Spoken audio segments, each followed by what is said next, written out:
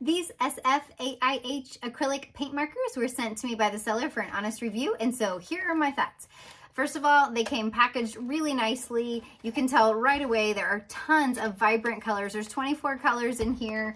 If you haven't used acrylic paint markers, you need some. And these are way better priced than most of their options. And so if you're going to get some, this is the best bang for your buck for sure. Rather than using a paintbrush, if you're doing anything, even somewhat fine tip, this is what you want because you're going to have much more control with these markers. And so in the kit themselves comes this color swatch. I just did a few here, but you can know what it's going to look like on paper if you will swatch each of them out. And then the box itself is actually well done, so it's going to hold up well. And one random thing I like, there's little grooves in the bottom here. It bothers me when they don't fit nicely back inside, but these have their own little grooves so they will stay, which is nice, and so they're not going to fall over in there. So let me show you. These work on all the things. They work on wood, metal, cardboard, paper, plastic, all the things. Anything you would use acrylic paint on, these are going to work on, only it's going to be probably less mess.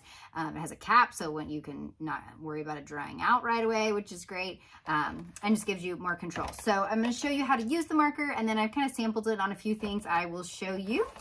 Okay, so when you first get the marker, you see it has a white tip. That means there's no ink or no paint down at the end. So you need to shake it. It says for about 30 seconds. There's a ball in there, and you can kind of hear it. So you want to shake it until it really gets moving in there. After you have shaken it, you need to kind of pump it a little bit. So if you will just press the tip down lightly a few times, then there we go. The paint will start to flow down, and then you can see now there is a colored tip down there. So once you have a colored tip, which by the way, you're probably going to want to sample that, not on what you're actually using. You get some paper or something.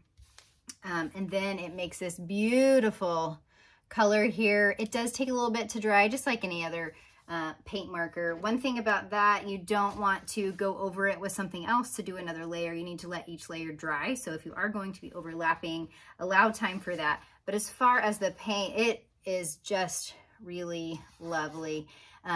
The colors are vibrant. There are so many color options in here. Let me show you a few things. I just wrote on this cardboard here. It just is lovely. I am not super artistic, but if you were going to be, these are definitely what you're going to use. And then you can see here on plastic, that worked out really well. Let's see if it's dry. I did it just a second ago. Okay, it's already dry, and I did this maybe 4 minutes ago. I don't know, not very long, already dry. Check that out. So maybe not the most beautiful drying. Oh, a little bit still wet, but so vibrant of colors. And then I just ran outside to grab a leaf, and you can see it just shows up so beautifully. These are awesome markers. I will not buy regular paint again if I'm doing anything fine point. These are 2 thumbs up from me for sure.